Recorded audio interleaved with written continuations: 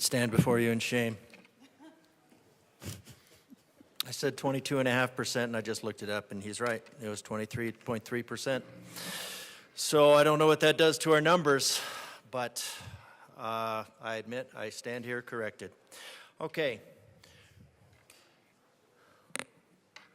That's what you call irony. So we're supposed to have this bill is somehow done in favor of these communities who are going to be saving so much money by this program, and I think it was House Bill 21, was it 1286? I have it written down here someplace. 1286. House Bill 21-1286 for those of you keeping score at home. So 21-1286 put these standards in place for buildings that are 50,000 square feet or higher. Well, one individual, one business said for their building that it was going to cost $7 million. $7 million. So if we look at, and their building was LEED certified. Their building was LEED certified. LEED certified, high efficiency, but it was going to cost $7 million. Got to do this, sorry about it. $1 million to upgrade a 50,000 square foot building to meet the requirements for House Bill 21-1286. Now, if you take 8,300 buildings, and now I'm afraid to do this math in public, and multiply it by $7 million, I think that's about $58 billion. If all those buildings were LEED certified, which they probably aren't.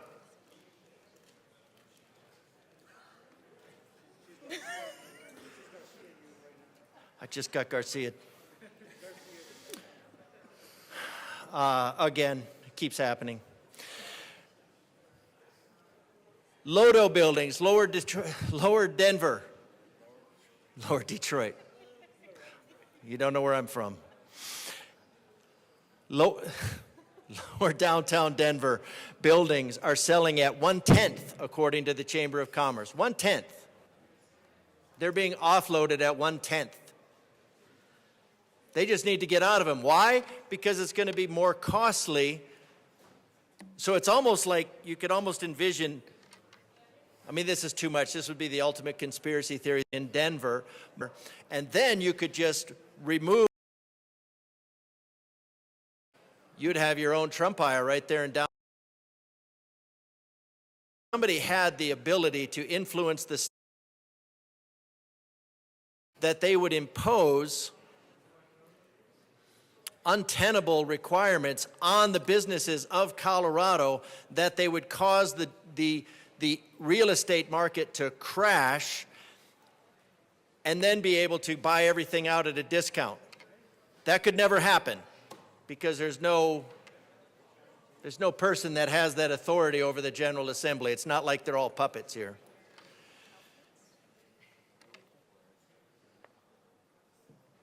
So when I looked at that, what are we accomplishing? 0.15 thousandths of a degree would be maybe the benefit. That would be the benefit of all. So that would be $387 trillion per degree. That was what I have in my notes here. So that's what Colorado is achieving in this path to nowhere. So $7 million, one building currently LEED certified. In order for that building to suddenly realize the cost savings of 21-1286, and the benefit of this bill right here is that it delays the implementation by a few years. So you have a couple more years to do something that is completely financially untenable.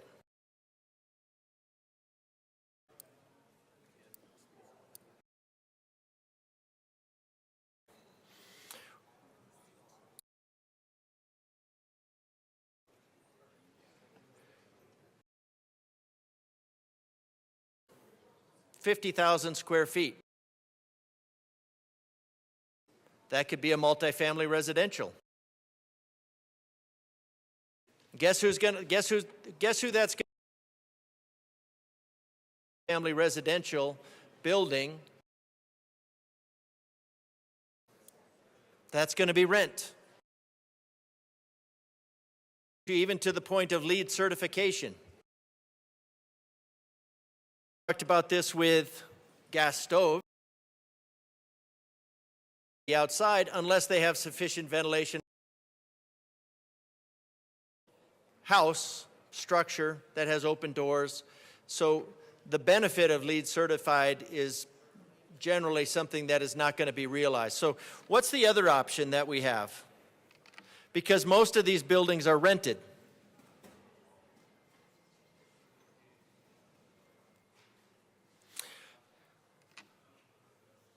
Most of these buildings are rented. So how do you as a business owner, how would you as a business owner avoid having to pay rent on the increased fees of $7 million on your structure of 50,000 square feet? Well, I would think you would take a note from the pages of the General Assembly if they reached over $100 million in a enterprise in 5 years. Solution? 2 enterprises. $7 million on 50,000 square feet, which you, as the renter, are going to pick up. Solution? 2 buildings. 2 buildings. So, I don't know, with this, I would imagine there'll be a run on buildings less than 25,000 square feet as people try to find those, or somehow classify and divide their buildings into being classified into 2 buildings of less than 50,000 square feet. Because it's 50,000 square feet. You have an atrium, tear it down. You might save a lot of money. There'll be ways around this because people will have to find ways around this because $7 million per building is a lot. So what are they saving? Nothing. Saving the planet, saving the air quality, none of the above. But before we go on, we've had a lot of changes, and the solution to an amendment that is more than 1 page is always do what? Divide it into multiple amendments. So effectively, we have a new bill. We have a new bill to address an old bill that was completely flawed, to address a further older bill, to accomplish absolutely nothing. So before we continue on with this, I move that we send this back to Energy and Environment. Representative Perón. Thank you, Madam Chair. I stand to support moving the motion to move the bill back to. Pardon one moment, Representative Perón. That is a proper motion to move the bill back to the Energy Committee. Okay. So that's what we're talking about. Thank you, Madam Chair. Yes, I come up here in support to move this bill back to Energy. Multiple amendments were placed today, and yes, it's basically pretty close to a new bill. So we need to discuss this further, what exactly it does, what exactly is going to affect the people, maybe affect it a fiscal note. We need to be able to discuss this further and allow for testimony again on the amendments, to discuss the amendments and see what we can move forward with it. The way I understand it right now, what my good colleague, the representative from El Paso, said about the retrofitting a building that cost $7 million. And then multiplying that by the amount of buildings, that's a lot of money. And that's being That's being conservative. There might be some buildings that cost more, there might be some buildings that cost less, but at the same time, it's a lot of money. And where does that cost go? Do you think these building owners are going to eat that cost simply because we passed a law here? No. That cost is going to go down to the consumer.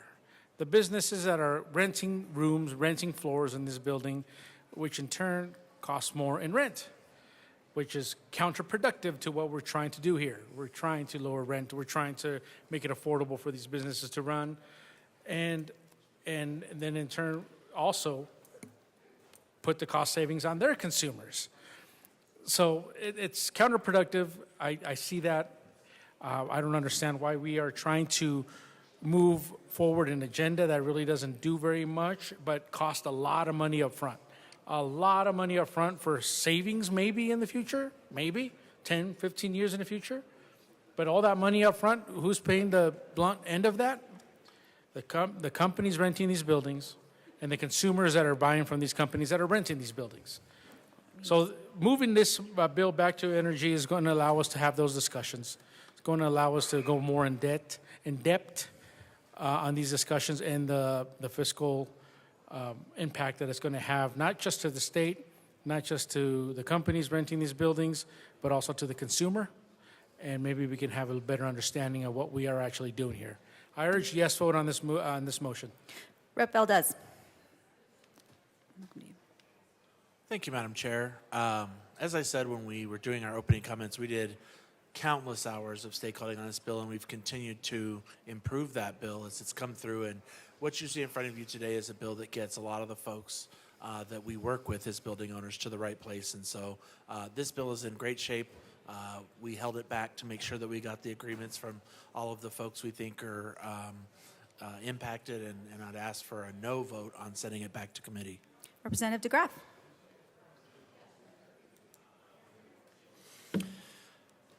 Thank you, Madam Chair. One of the things I think, one of the reasons that it needs to go back to energy, and I'm glad this is a great bill, so it should sail right through energy and environment, onto finance, and then onto appropriations. But it's still a new bill. And there are, as was mentioned in here, 8,300 different buildings that this affects. Now, they have some representation, I think, through BOMA or something, and they're at a neutral position.